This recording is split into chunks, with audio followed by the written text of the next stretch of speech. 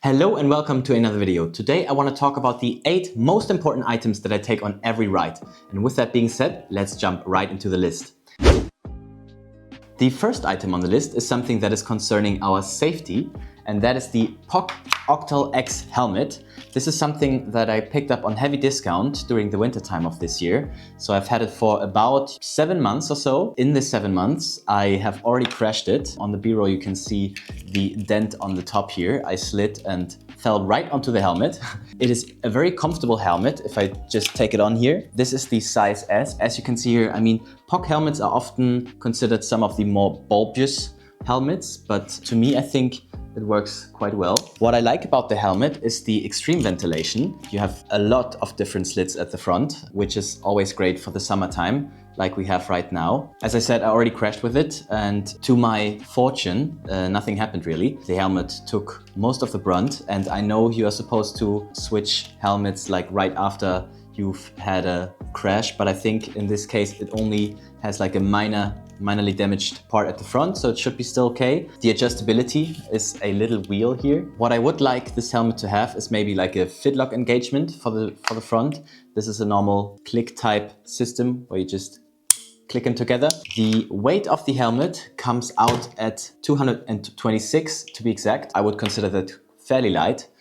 So it's nothing that really gets in the way. I really like this helmet. I like how it looks. I like how it performs. And other than that, there's not much more to say to that.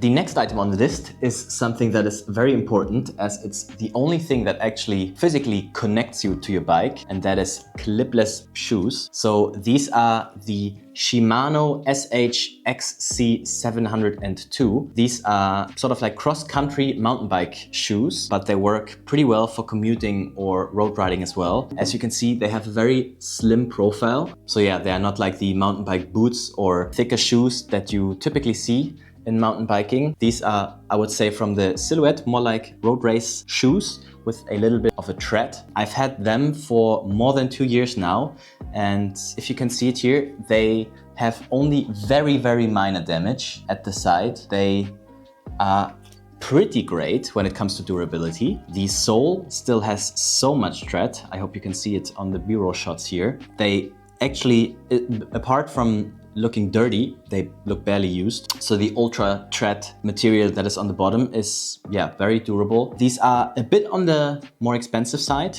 I think I paid around 160 euros for them. I wanted to have great shoes that last a long time, and in this case I got really lucky. They did last a long time, and I'm sure I can still use them for at least 2 years in the future. Let's get to the weight part. As I said, these are quite a bit lighter than your typical mountain bike shoes. In this case, the pair with cleats, with soles, with everything, weigh a little bit under 700 grams. So these are 688 grams. The sole is carbon fiber, as far as I know. It is not too stiff, but it's also not wobbly. You can definitely sprint without a problem in these, or do hill repeats or whatever you like. And yeah, with that being said, let's get to the next item.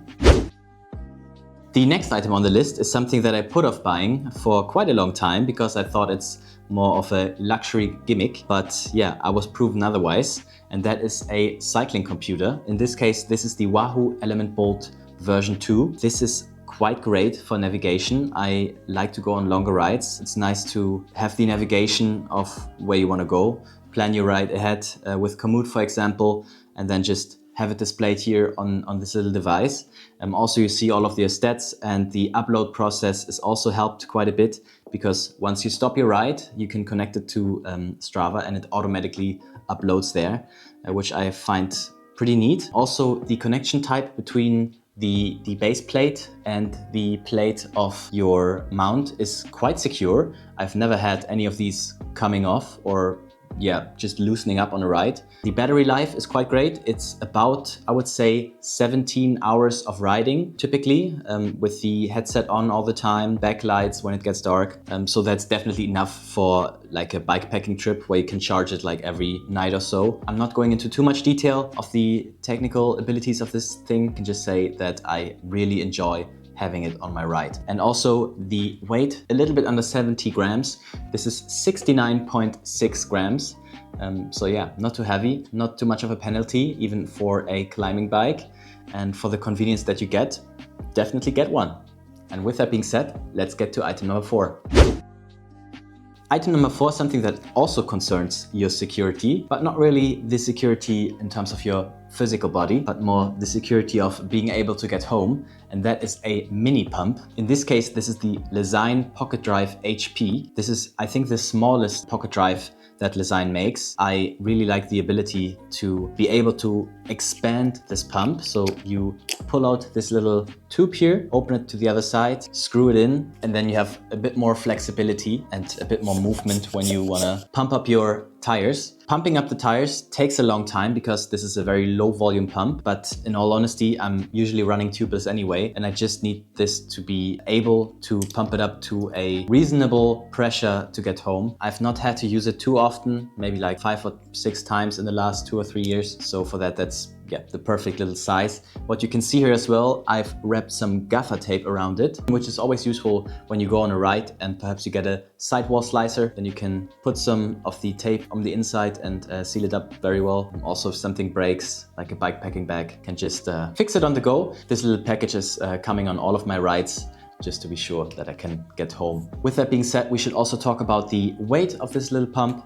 And with the gaffer tape around, it is a bit more than 80 grams. So we have a 81 gram package here, but for the convenience that you get and the safety that you get, that's definitely worth it.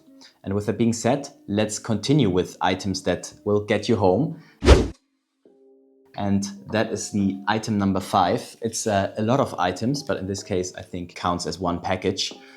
This is the Atacus ride pouch with all of my every ride accessories. So these include TPU tubes, tire levers, a master link tool, a spare chain link, a little multi-tool, but I will not go into too much detail of these items. If you're interested in that, I've made a video specifically about this ride pouch and what's in there. So that should be in one of the corners here. If you're interested, click that. But yeah, this is the package that in combination with my mini pump will always make sure to get me home, which is always important when you are far away from home. With that being said, let's get to item number 6. Item number 6 is something that I've already talked about in my last video, so I will just glance over it, but that is the Rockrose Smart Rear Light. This is a smart rear light, as the name suggests, that is very small and nifty. If you brake, it sends a constant beam to notify the people behind you that you are braking. It has 4 different light modes, and it is great because the battery life is insane. I've had it running for more than 20, 25, maybe even 30 hours without charging it, and it's still running pretty great. This is a great item for your safety when you go through tunnels that are not lit, or if it's turning cloudy, the light is getting darker. This always gives you the reassurance that at least from the back, you can always be seen, and that is something that is very important to me. So even on summer rides, I take it on every ride. Yeah, the weight is also not too bad. It's not too much of a penalty. It is 56 grams. So how can you complain about that weight for the safety that you get? So I can only recommend you to also get a rear light. Doesn't have to be this one. This is linked in the below, as are all the other items as well. For those of which I could find a link, to have a rear light is very important. No matter the time of year, no matter the daytime, always be sure to be seen from the back. And with that being said, let's get over to item number 7. Item number 7 is definitely more of a comfort item, and I am talking about cycling gloves. So these ones are from Stoke, but in this case, I don't want to talk about these in particular, but just cycling gloves in general. So what you usually have is cycling gloves that have a little bit of a padding on the inside, which is always great if you ride gravel, for example, if you ride rougher terrain, but also when you are on bumpy roads. It takes away the pressure on your palm and especially on your nerves here when you are out on longer rides. I'm sure you've had the feeling as well that you get numb hands from time to time, especially if you don't move your hand position too much. And gloves in general are a great item to alleviate a little bit of the pressure or the little road vibration that you get in your hands directly from your handlebars. I would recommend to pick some up. Doesn't have to be these. I've linked some different gloves down below because I couldn't find them. I think I got them from some random store in the Netherlands. But yeah, if you often have numb hands, numb fingers, and really hate the feeling of always having to switch around your hand positions just in order to get the feeling back in your fingers, maybe cycling gloves are an item that can alleviate that. So I would definitely recommend to just give them a go, see how you like them. With that being said, let's get to the next item.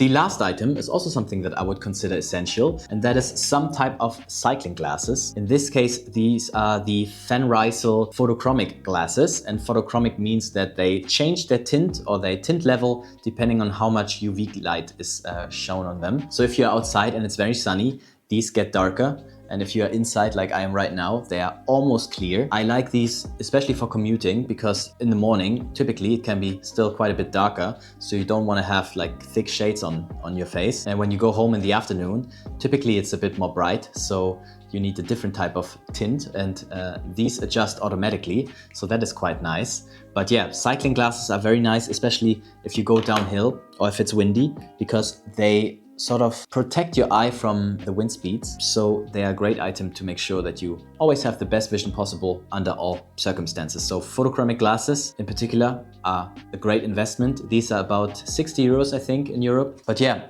I would say if you are in the market of adjustable glasses that you can take on many different sort of environments, whether it's dark out, light out, whatever, I think these are a great little investment. So if you want to, give them a go. And with that being said, I hope you have gotten anything out of the video. If you did, please consider liking or subscribing. And in any case, have a great week. Bye bye.